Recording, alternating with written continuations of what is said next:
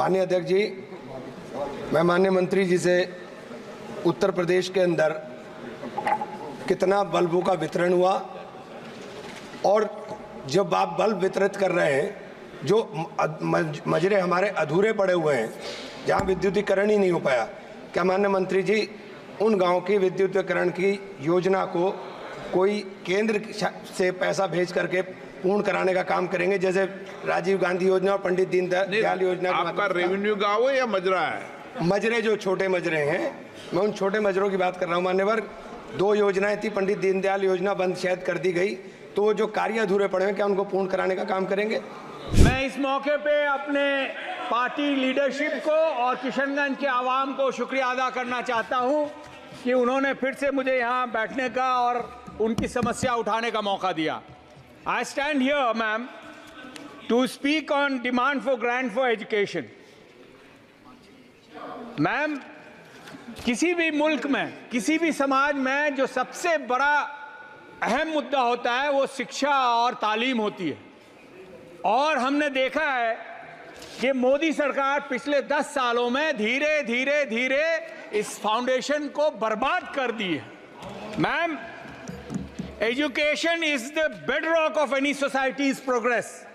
Yet, for the past decade, the Modi government has systematically dismantled our education system and institutions. Today, I stand before you to highlight some of the policies and hollow promises. Ma'am, Bapu Mahatma Gandhi ji ने कहा था, live as if you were to die tomorrow, learn as if you were to live forever. और पहला शिक्षा मंत्री मौलाना अबुल कलाम आजाद साहब ने कहा था, every child deserves timeless gift of education. और इसी भावना के साथ कांग्रेस ने 2009 में एक लॉ बनाया जिसमें फंडामेंटल राइट के तहत आर्टिकल 21A में सभी 6 से 14 साल के बच्चे बच्चियों को फ्री एंड कंपलसरी एजुकेशन दिया। उसके बाद इसको बढ़ाने की बात हुई। आदरणीय मोदी जी ने भी बहुत ऊंची आवाज में कहा कि हम 18 साल तक बढ़ाएंगे, 12 तक बढ़ाएंगे, लेकिन अभी तक नहीं बढ़ाया उन्होंने। हमने ये वादा किया था मुल्क को कि ये 3% से बढ़ा के 6% तक हमें ले जानी है अगर तालीम को सही रास्ते पे लाना है तो। कांग्रेस के वक्त में मैम, यूपीए के वक्त में 3.36 था, और ये मोदी सरकार जो खाली ढोल बजाती है वो कहती है कि हम सिर्फ 2.9% देंगे जीडीपी का। मैम, ये बहुत ही अफसोस की बात है। मैं एक फिगर देना चाहता हूं, स्कूल में लगभग 26.5 करोड़ बच्चे पढ़ते हैं, 4.3 crore people study in colleges and universities, 11 crore हमारे लोग स्किल्ड इंस्टीट्यूशंस में अपनी हुनर सीखते हैं, और लगभग 1 से 1.1 करोड़ टीचर और स्टाफ है। मैम, ये 1/3 आबादी है। This amounts to almost 43 crore, और इसमें आपने कितना दिया? 1.48 लाख।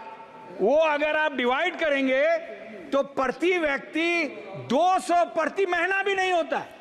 इसमें आप तालीम देना चाहते हैं, और इसीलिए नए नए इंस्टीट्यूशन की बात करते हैं मोदी सरकार, लेकिन जो पुराना इंस्टीट्यूट हैं हमारे यहाँ किशनगंज, जो 12 साल पहले दिया गया, आज तक फंड नहीं दिया गया। आई respect my honourable minister, he always meets me with very much affection. Sir, अब तो पास करा दीजिए प्लीज, टीचिंग नॉन टीचिंग भी, उस पर मैं आऊंगा फिर से। सर, 4,80,000 लगभग वैकेंसीज है टीचर्स की, और बिहार से जहां से मैं ताल्लुक रखता हूं वहां लगभग 1.25 लाख लोग टीचर्स नहीं हैं। अब बताइए तालीम कहां से हासिल होगी? पढ़ाने वाले ही नहीं है तो क्या पढ़ेंगे हम?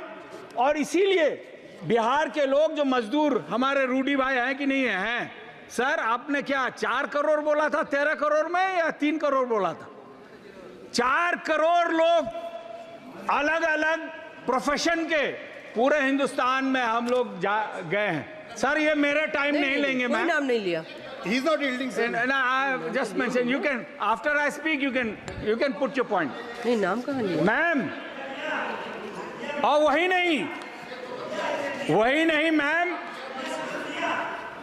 सेंट्रल यूनिवर्सिटीज में 6180 वैकेंसीज हैं, ITIs में 425, IIM में 484, केंद्रीय विद्यालय में 12000, जवाहर नवोदय में 3271। क्या पढ़ेगा बच्चा?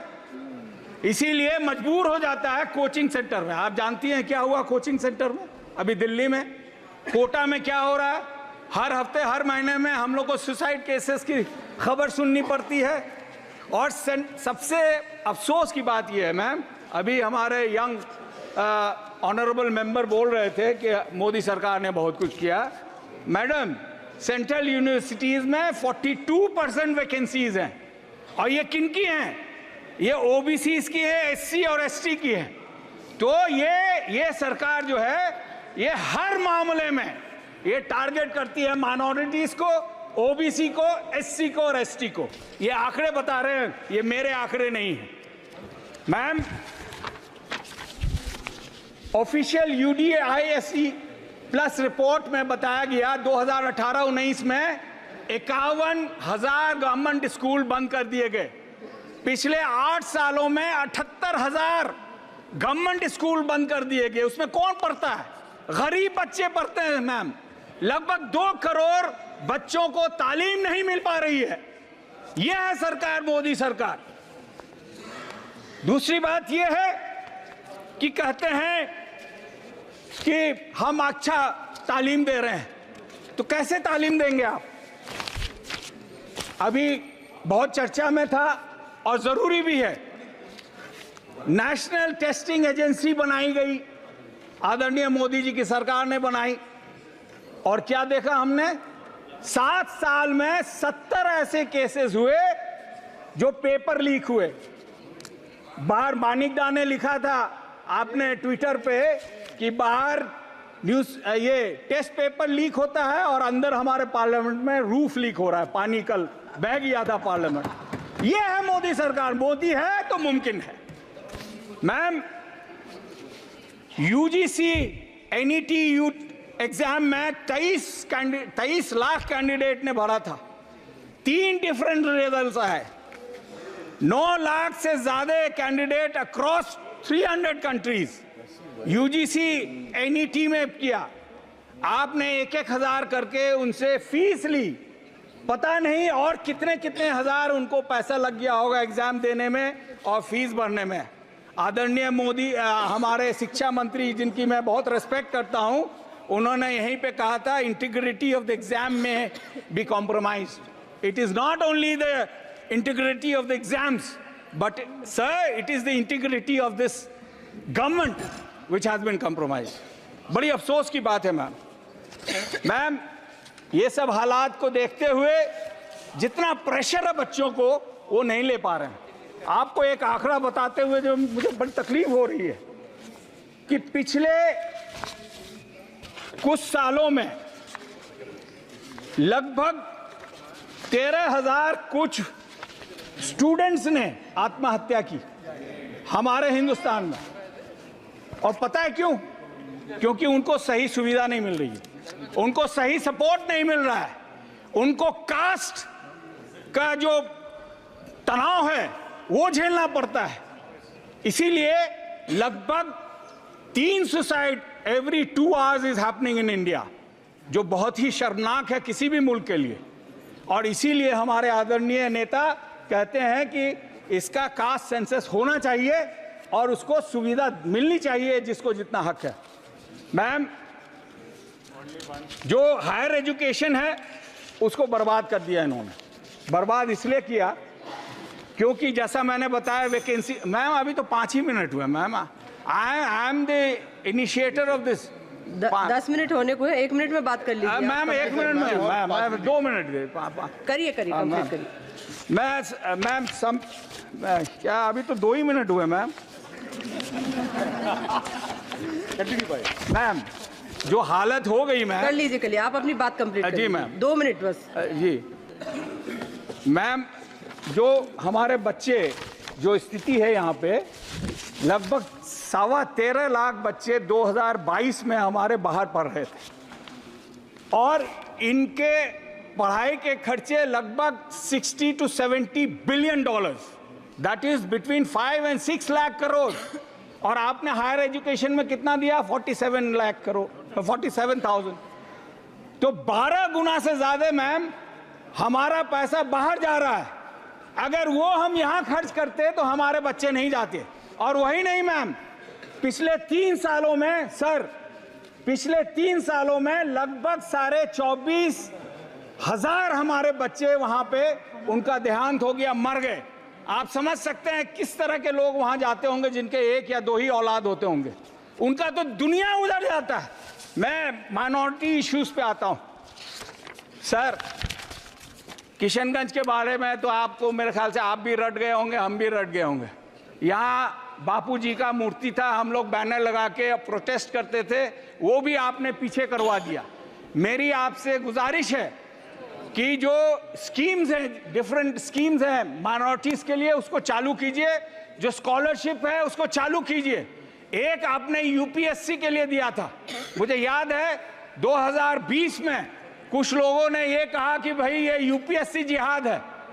4% मुस्लिम कैंडिडेट वो उसमें पास किए थे और आबादी हमारी 15% है, और आपने वो स्कीम बंद कर दिया। मैं चाहता हूं कि उसको चालू करें, क्योंकि उसके बाद क्या हुआ कि अगले साल वो 4% घट के 3.6% हुआ और उसके अगले साल वो घट के 3.1% हो गया।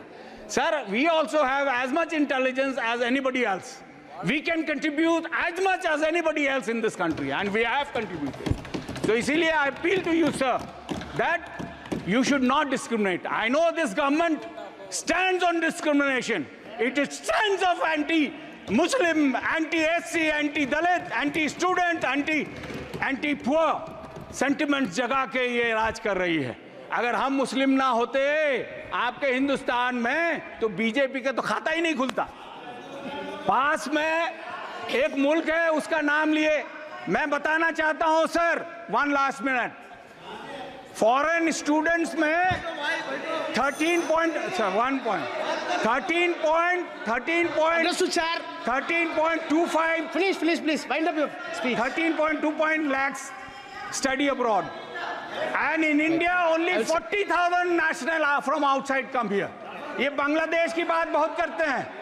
बांग्लादेश का जीडीपी हमसे बेहतर है, और वही नहीं, हमारे यहाँ के बच्चे 9,500 वहां पढ़ते हैं और उनके सिर्फ 2,2600 बच्चे यहाँ पढ़ते हैं, और आप कहते हैं बांग्लादेश चले जाओ। तो मेरी गुजारिश है कि जो भी हमने मांगा है उस पर माननीय मंत्री जी गौर करें और मुल्क के एजुकेशन को बचाएं, बेहतर करें। आप मुगलों को नाम हटा देने से कुछ नहीं होने वाला है। मुगल 330 साल अगर रहे तो वो आपके हटाने से नहीं हटने वाले हैं। बहुत बहुत शुक्रिया। जय Hind. Sir, my question to the minister: how does the ministry coordinate with state governments to ensure the supply of water through the scheme? There are only portions of villages and houses that are connected with taps but still not receiving water. What measures have been made to implement to ensure that all households, and particularly in underserved areas, receive a consistent and a reliable water connection in 2024? Additionally, what strategies are in place to manage water crisis during national disaster? Sir, there is a lack of user-friendliness in the Jal Shakti website. There are difficulties in accessing the block-level reports. There are concerns about the reliability and the accuracy of the report, which are misleading. Is there any measures taken to address the above issues? Thank you, sir. Sir, Har Ghar Jal is a very good initiative of the Government of India. Thousands of connections, household connections, have been provided to many different panchayats across the country. Sir, but the biggest challenge in this program is the sources of water is very less. The existing sources have been depleted. When you give new connections, there are no sufficient sources. So when you give water connection, आप नल पहुंचाते हैं, नल के अंदर से पानी नहीं, हवा आता है. The problem is, this is a very serious issue. If the government decides to improve the sources, this project can be implemented in a much different creative manner, sir. Is the government trying to do any initiative to improve the sources and to lay new pipelines to the existing projects? Chairman. अपनी बात शुरू करें. Thank you for giving me the opportunity to take part in the discussion and noting on demands for grants under control of Ministry of Education. Chairman, a university stands for humanism, for tolerance, for reason, for the adventure of ideas, and for the search for truth. It stands for the onward march on human race towards ever higher objectives. These were the lofty ideals of a vision unfolded by Jawaharlal Nehru, the first Prime Minister of our country. This vision embodied the spirit of our freedom struggle, which sought to create an India self-reliant not only in economic terms, but also in terms of intellectual and scientific manpower. But today, education in India is in a deep crisis. It is facing several problems, and this year's budget has no proposal or vision to address these concerns. It is an accepted fact that money will spent on education will be critical in improving the employability and productivity of the future generations. But this government has failed to live up to its own promise of allotting 6% of the GDP to the education sector. In fact, the current allocation of only 2.51% of the total budget represents a decrease from the 2.57 allotted in 2023. Compare this with the annual allocation for education by other developing nations. Brazil spends 6% of its GDP for education, South Africa 6.64 and Indonesia 3.5. We should be ashamed of this paltry sum we spend for education. Sir, how can we expect to become a knowledge society if we can't provide adequate resources for education? The reduced allocation reflects this government's policy of centralization of education sector in flagrant disregard of the federal concept. This government has an inherent apathy towards the institutions that have raised our prestige in the international arena. IITs and IIMs are symbols of excellence across the globe. There should have been effort to strengthen this institution by providing them all help they need. Sir, but since 2014, fees in these institutions have been increased many times. And above all that, this year's budget has experienced a reduction in the allocation to these institutions compared to the last year. The allocation for IITs has been reduced from 560 crore to 550 crore. The allocation for IIM has been reduced from 300 crore to 212 crore. In this way, a responsible government treats its premier institutions. Sir, India cannot boast of a single university in the world top 100. This should have been a matter of deep concern for a country with the largest population in the world and should have been addressed with the top priority by focusing on at least a handful of such institutes with the intent that some of them would make it to top listing soon. Sir, funds should have been earmarked for this in the budget. But this government has no respect for excellence in the intellectual arena. Our once great institution of learning are beset by multiple crises. Sir, a financial crunch at the university level, apathetic and anti-academic government is preventing universities from blooming. The students and teachers of this country are not free to express their opinions. Great centers of learning flourish only when there is an atmosphere conducive for inquiry and independent research.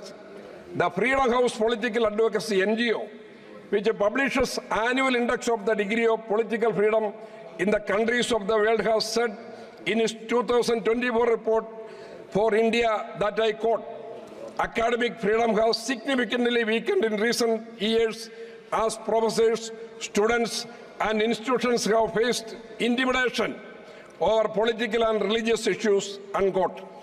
Faculty members and students have time and again been suspended for criticizing and protesting against the government. In the atmosphere of fear, that honorable leader of opposition, Sri Rahul Gandhi has been talking about, which pervades in all walks of life in this country and grip the education sector also.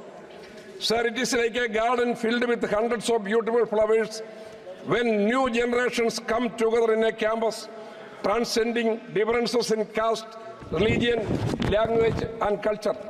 Please do not destroy this wonderful social fabric of the country with communal divisions. This atmosphere of fear that exists in the educational field is forcing the students to flee from this country. In the recent years, there has been a surge of Indian youth migrating abroad for studies, crossing 7.5 lakh in 2022, 8.5 lakh in 2023.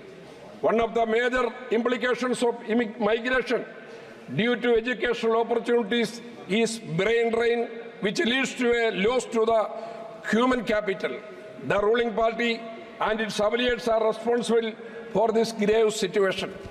Sir, the marginalized sections of this country got education, not only because of the efforts of the governments, but also the interventions of the missionaries and visionary leaders. Their service not restricted to any one community. They provided universal education. Saint Chavara Kuriakose Elias was the pioneer of Dalit and weaker sections education in the state of Kerala. When people belonging to this marginalized section didn't even have the right to walk on public roads, these institutions provided them with quality education. I am happy to inform this august house. In 1846, Saint Kuriakose founded first Catholic Sanskrit school at Mananam. The slogan of the saint was, "A school for a church." We cannot forget the contributions of social reformers and educationalists like Mannatha Padmanabhan and R. Shankar. They have contributed immensely for establishing educational institutions and uplifting the downtrodden and Dalit communities in the state. The first president of the Indian Republic from Dalit community, Dr. K.R. Narayanan, and the first Dalit Chief Justice of the Supreme Court, K.G. Balakrishnan, were all products of these institutions. Both are from my district, sir. I am proud of that.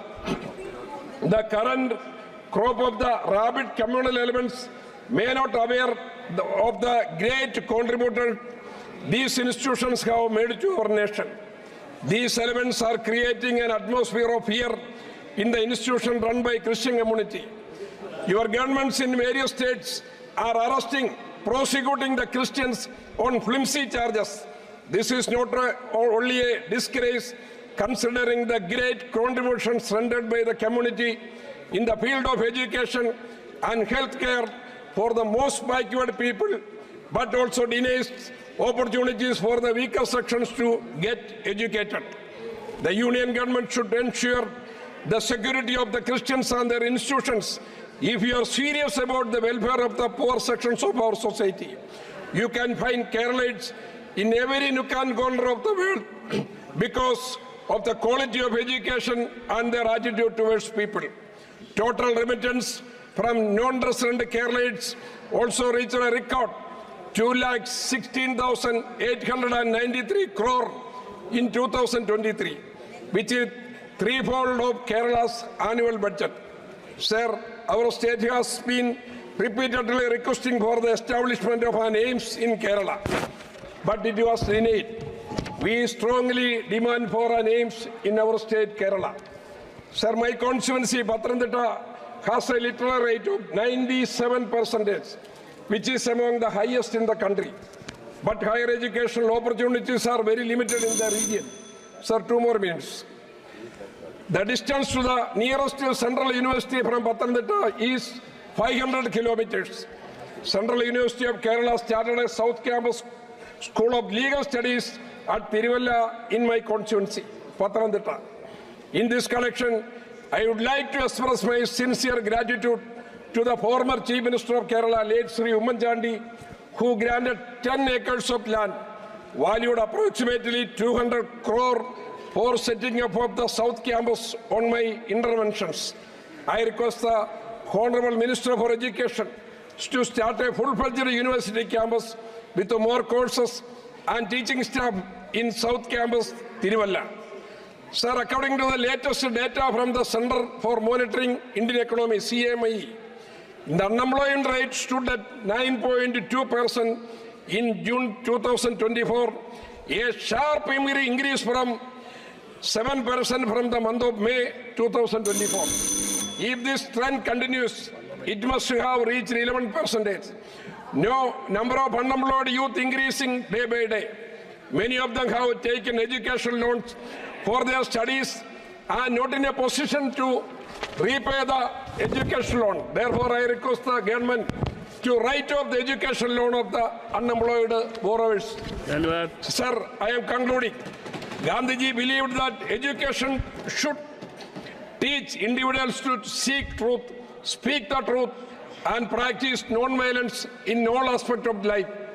But the government is far away from that. With these words, I conclude my speech. Thank you. Yes, sir. First of all, I would like to thank the people of my constituency, Chikkodi, for electing me as their representative. Firstly, I would like to quote Dr. Babasaheb Ambedkar ji's quote, as he fought a case in Chikkodi court, so it's an immense pride for me to come from that constituency.